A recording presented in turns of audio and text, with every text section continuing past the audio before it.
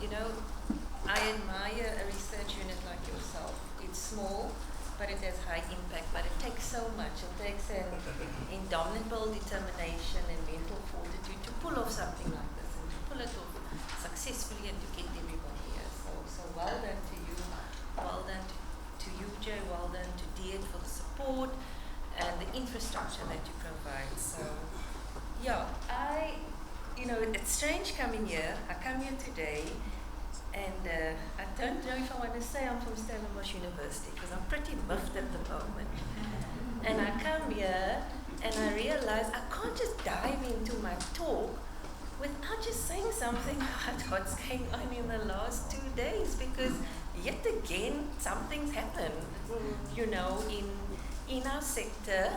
And just 2 years ago, I was very involved in a incident at Stellenbosch University. There were 5 female white researchers that produced an article on colored women. The article was titled Age and Education Related Effects on the Cognitive Functioning of Colored Women in South Africa. And there was a big, an absolute, everyone hear me? Am I clear enough? For the online guys, Okay. All right, I'll try and speak a bit louder. Okay.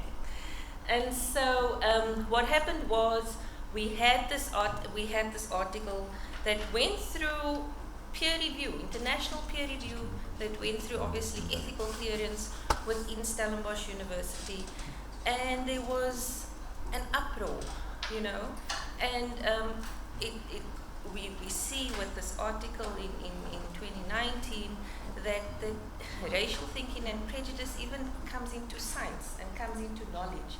There's one thing we saw with the pandemic is that you find a scientist that works for you, right? If you pro-vaccine, then you're going to quote Fauci, and if you're anti-vaccine, you're going to find an epidemiologist that suits you. And so knowledge, has its own political construct. And so what happened in 2020, I co-edited a book, Fault Lines, a primer on race and society, and it's a book that essentially looks at the social prejudice and racial thinking. And what we wanted to do in 2020 was have all first years coming into Stellenbosch University actually read this book, okay? Because if you are an engineering student, a medical student, and you don't somehow engage with some social science, then you haven't been educated sufficiently. Okay, if you are an engineer and you get onto a mine and you have something like Americana about to explode, you need to understand why this is happening, because it's complex and it's not straightforward.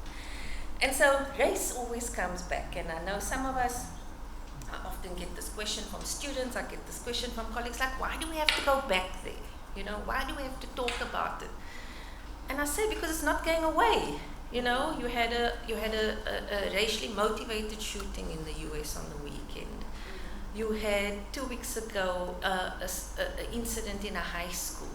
You had the rape incident, 10, 15 years ago. These things come, these Asian hate sort of incidences happening on US campuses all the time. And you realize how much the past is still in the present. And so as a community here, we have to engage with this, because, it's Stellenbosch today, but, tomorrow it's UJ, and the next day it's Fitz, and then it's another university, and this is going to happen. And, I go to my employer, and I'm not here to diss it, but I think there's reason to speak about these things. And you look at Stellenbosch and you look at an area like De Boert, and it's extremely white. And you go just down the road, not even a kilometer, and you go to Cluttersville, and the majority of people there are so-called colored. And right next to Cluttersville,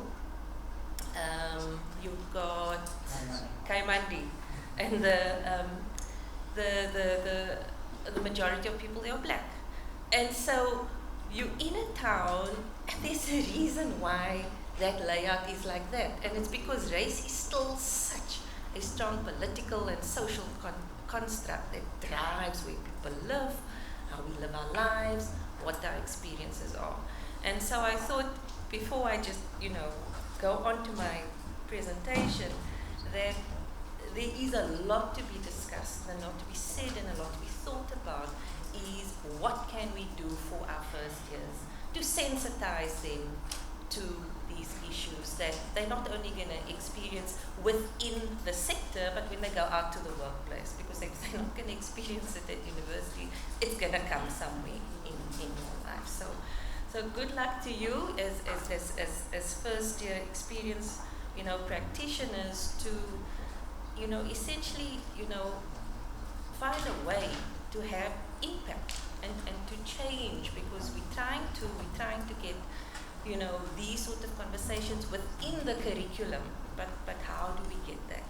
So that's just my little bit before we go on.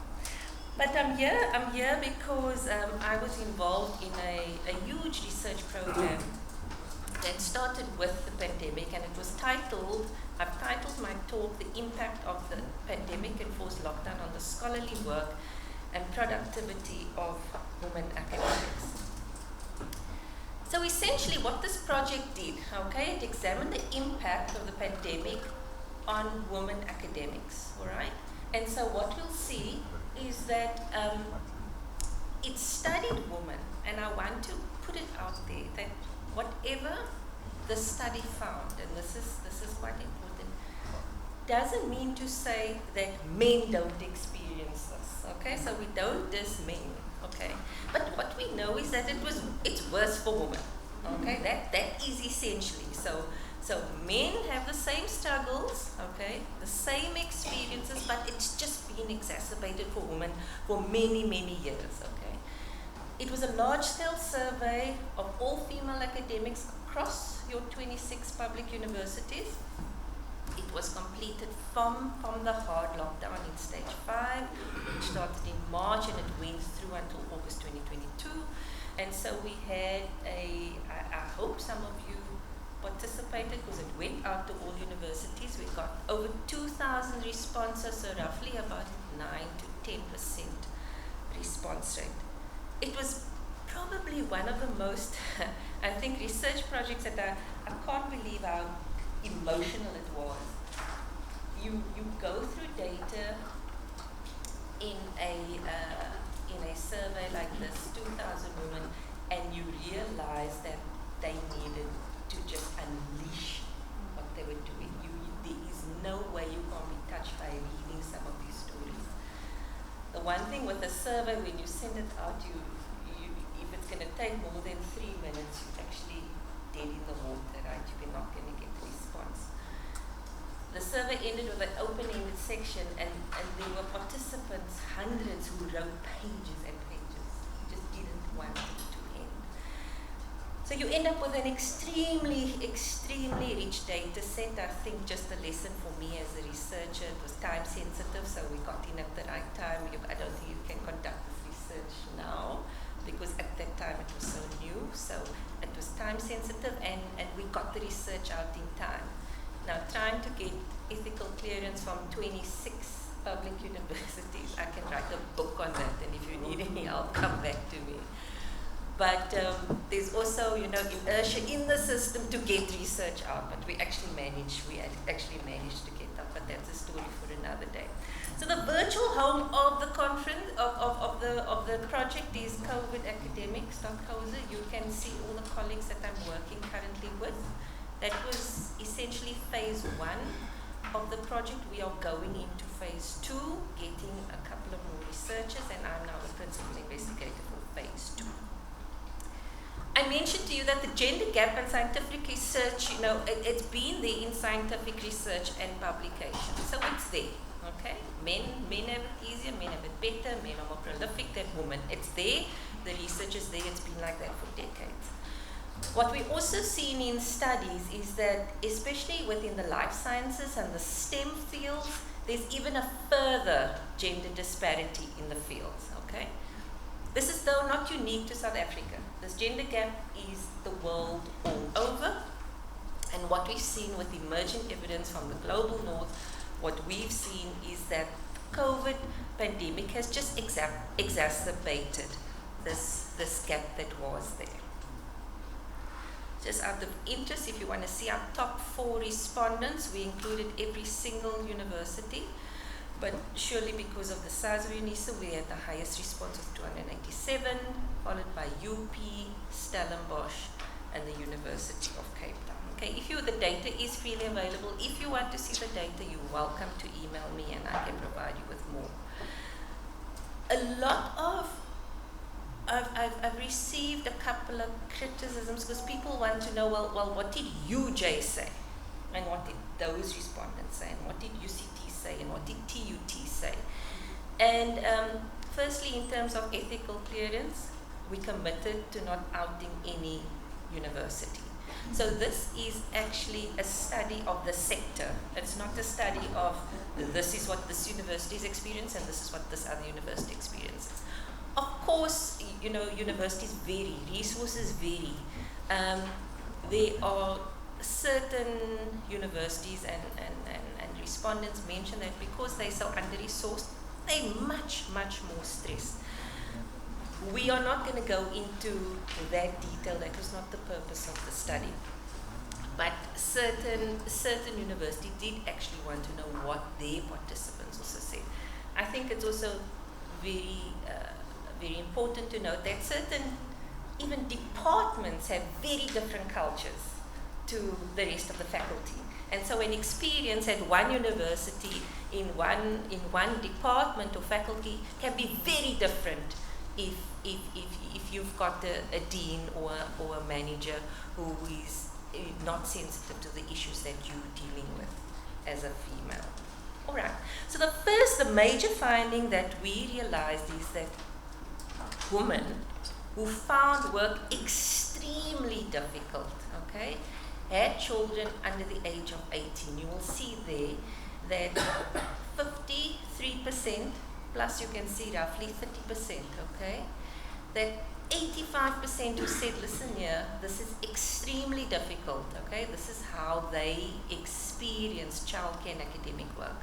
And so we see that women academics, they were caught up in the demands of competing roles. You're doing online teaching, you're nurturing students, you're comforting children at home, you're finding the time to do research and writing. And it's a time where you actually, you didn't know how you're going to cope. You just did day after day after day. And it's quite interesting. We talk about nurturing of students and how many of our participants realized that their students needed them more. Okay, and so the female nurturer had to come through much stronger. And it's quite interesting for me when I look around the room that in a first year experience project, it is very gendered here. There's much more females within the community. And so these things play out, well done to the males here, that's always a positive, but you can see the nurturing role. There's much more that you have to give to a first year student. And so childcare academic work made it extremely difficult. When we look at the responsibilities which had a very high impact of academic work, you can see at the bottom, if you look at the key, childcare, you can see, okay, takes over. And then schoolwork, okay, that came in very strong. Even if your kids are, independent, be it, 10 years old or 16 years old, you have to see that things get done. I'm sure you went to your child was in online school and you just saw them staring at the screen. They're not engaging. You have to check, you have to make sure everything works, okay? Housework, cleaning, all the support that we had, food preparation, everything came down on you. And I think what we realized that as much as South Africa has made many strides in terms of gender inequality, the traditional roles still stick with a woman. So it's not to say that in some homes, yes, men do very much the same as women, or they do even more, but that's not the case in most cases. Those are actually the exception. And so we found that all these responsibilities had an extremely, extremely high impact on academic work. What we also saw was the increase in the demands of teaching time during lockdown effectively displaced available research times in the pandemic. And so it's not to say that you took on more courses to teach, it just took so much more out of you to teach in terms of the preparation, in terms of new pedagogies, new ways of teaching and engaging your students. And so you ended up teaching so much that you just couldn't get anything else done, you know. And I'm sure that, you know, even if you don't teach, there were other tasks in terms of what took up more time for you. We find that when we asked women, how do they perceive the difficulty of doing academic work for women compared to men? Most women, 49.1%, felt it was more difficult for them. Okay, so there's perception, and we can flesh that out and why do we feel that it's actually easier for men. But they found that it was much more difficult for them to do their work than for their male colleagues. This is an unbelievable statistic, and I think we can all attest to it. The administrative duties during lockdown increased significantly. You can see there that almost 45% of our participants said that they had much, much more administrative duties. And so not only did your teaching displace your research, your administrative duties also did.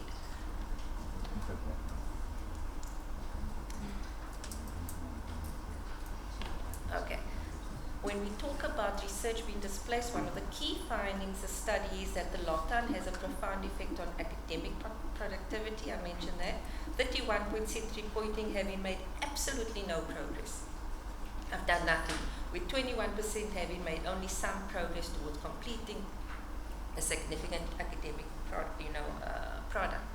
And this obviously affects your future, it affects promotion, ad honorem promotion, because we know that research and productivity is such an important weighted aspect of getting ahead.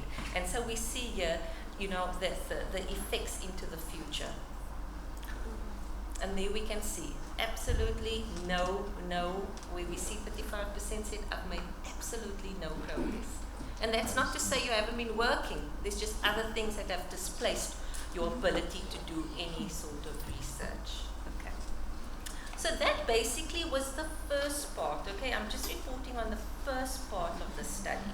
The second part, and this is where, you know, in the last part of a survey, you say, well, is there anything else you wish to say? If there's anything else you wish to share, and this was the very interesting part, because there were a few themes that came through repeatedly in this section of the study.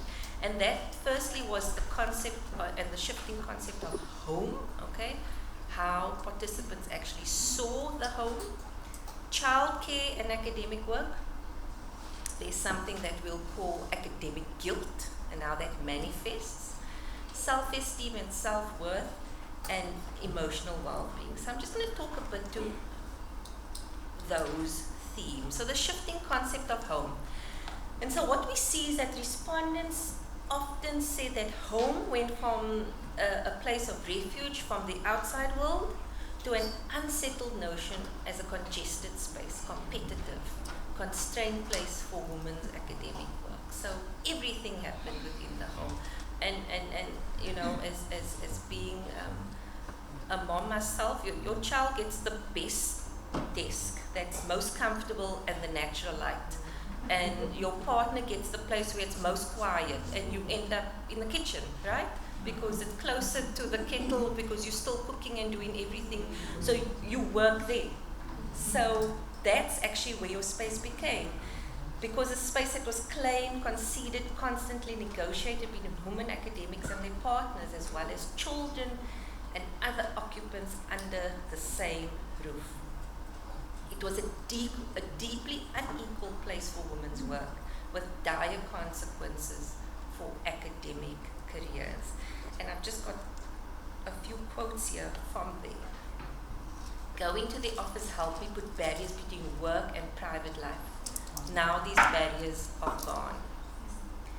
It brought tension in my household and in a time led to a deterioration of my relationship with my husband, soon to be ex-husband. I've been a bit sad, actually, to see how quickly my family casually renders me a servant when I am constantly around and not able to avail myself to the professional workspace. And these are just a few quotes to demonstrate the notion of home. And I think you're not even aware, neither is your family aware of this contested space and how you just take whatever's going to work for everybody, because basically you just keep everybody happy. That's our fundamental job as moms. But you see, even if you have women that don't have children, they, besides nurturing for students, they might be looking after older parents. They might be looking after friends. And so, it just doesn't mean that even if you're not living with children, there are other notions of home that changed for you. Academic guilt. And so academic guilt we describe as a negative emotion that results from the perceived failure to meet an academic obligation. Academic women made difficult choices among competing demands, with some reporting that often work was chosen over attending to children and teaching displaced research. We speak, if you go to our website, we've got a paper in Women's Studies International Forum just dealing with academic guilt, and we speak about the very forms of guilt, productivity, relational guilt. And this is I find as a mom, as a daughter, you're riddled with guilt all the time. So you've got the deadline Monday and you feel guilty because you can do nothing for your parents or nothing for your children. And I find now with having elderly parents, I'm the parent, so I always need to make sure that I spend enough time with them and check up with them, and so the roles have shifted. But you're always feeling guilty, and if you don't make your deadline, then you go apologize to everybody at work. And so you just, you apologize to them, or you apologize to, I'm sorry I'm asking you this so late, but I need this right now. And so you're riddled with guilt. And that's just a reality for so many academic women, so many women in the workplace. And there's one thing about the study, I've spoken to so many other female colleagues, and they always tell me this study could have happened in any sector. Okay, it's not unique to only females in higher ed. I think if you speak to any of your family, your sisters, any experiences, it would be pretty much the same. I took 2 quotes for you. At the moment, 2 courses are waiting for me, and I don't know if I have the mental strength to even start again. I feel defeated, and yet I feel guilty about it, like I should be able to cope. Another respondent says, I'm also feeling very guilty that my own research has suffered because online teaching is intensive.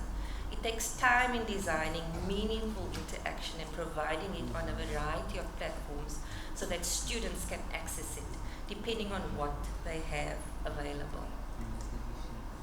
Self-esteem and self-worth, and I know that, the conference, you're going to be dealing with students and all their mental health, well-being, and self-worth, but, staff also have experienced severe issues with mental health. We found negative emotional experiences related to self-worth, social comparisons, and fear of judgment and peer pressure. Participants said every course has had to be radically redeveloped and dumbed down, and I constantly grapple with technology fails. This has diminished and undermined my sense of who I am as an academic professor and the quality of knowledge I'm able to convey to students. I now appear foolish and incompetent, and nothing seems to work effectively. Another participant says, one of the biggest issues with lockdown has been my need to keep everything going and not to show that I am struggling to juggle everything. I know, come time for promotion, none of our men, and also not the women without young children or older children that require special attention, are going to give me an inch of slack. It will be, well, such and such did it. Why are you not able to? Emotional well-being. Many of our female colleagues expressed a sense of frustration, weariness, and just being overwhelmed. We refer to this as emotional taxation from three sources: the home life, the social milieu, the work environment. And this quote for me summed it up. You have to be the emotional rock for everyone and meet the demands of work, and in the end your tank is running on empty. But you must smile. You cannot debrief yourself from work on your way home so that you can nurture your family. Work and home life are blended, and neither is getting the attention it needs. Your family asks you why you are grumpy all the time, because the new normal is not normal at all. The uncertainty is psychologically taxing, and this affects home life and work life.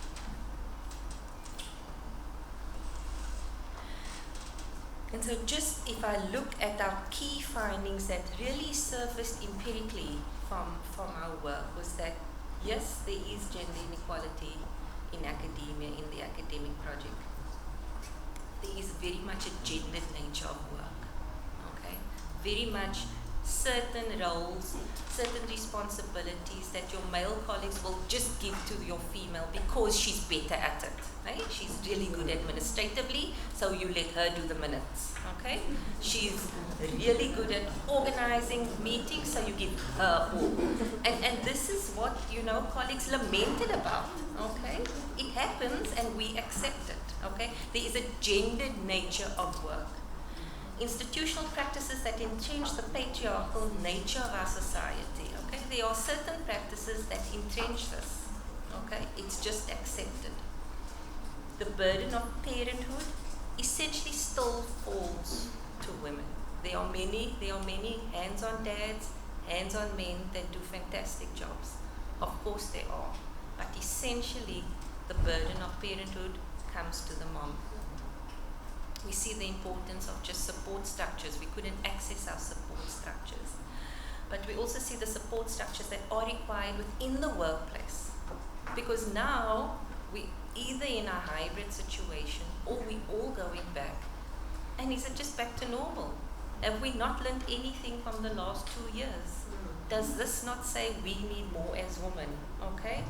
That maybe once I fetch my child because I have to run away every lunchtime to fetch my child, maybe it's best for me to go home and do the afternoon at home and work from there.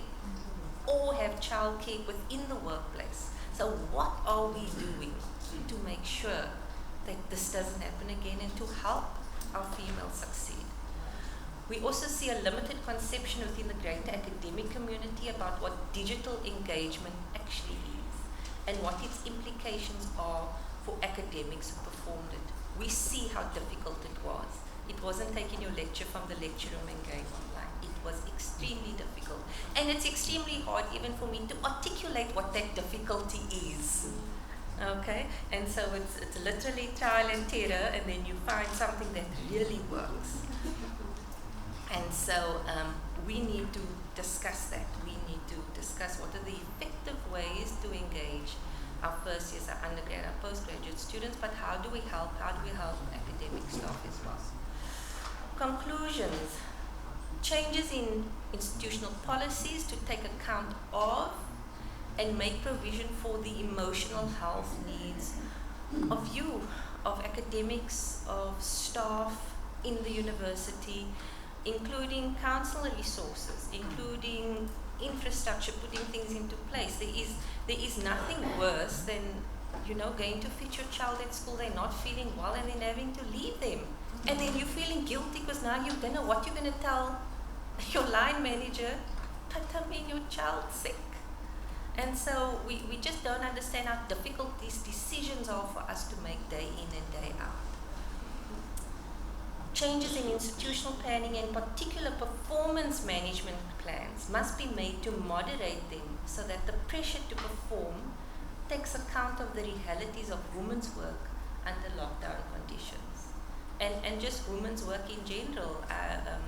I am years behind my colleagues my male colleagues who had same access to me because, physiologically I bore my son. And so, just the way, your biology works, I'm slowed down because I have to provide that maternal role. So 3 years, of my academic life went to my child. I have no regrets about it, but what does it mean for me? And how does the institution, work around those challenges for women? Because I still have the same pressures and the same expectations. Recognition and appropriate priority should be given to how work and family evolve throughout the academic career. The university has a responsibility to evaluate and to delegitimize the organizational processes that actually produce these gendered equalities within our universities. And then finally, as mentioned before, deeper understanding of digital engagement and its effects. And then finding, lasting and additional ways to support the student body. I think that conversation is going to go on for a very long time. And especially here, that a lot of women felt the burden of giving support to the student body. And sometimes it even happened, you saw women saying at midnight, because that's when students could access data. And so that's the only time they could engage with students was very late at night. And before you actually get to the academic work, you then first ask how they're doing, how they're coping. And so this is real. This is what females across the academy had to experience. And so I thank you. I hope we can have some sort of Q&A or just engagement with the study. I told Ansela I wanted to give this book away, and I thought, I don't know, maybe someone who asks a really great question can get the book. But please go and order it for all your first years.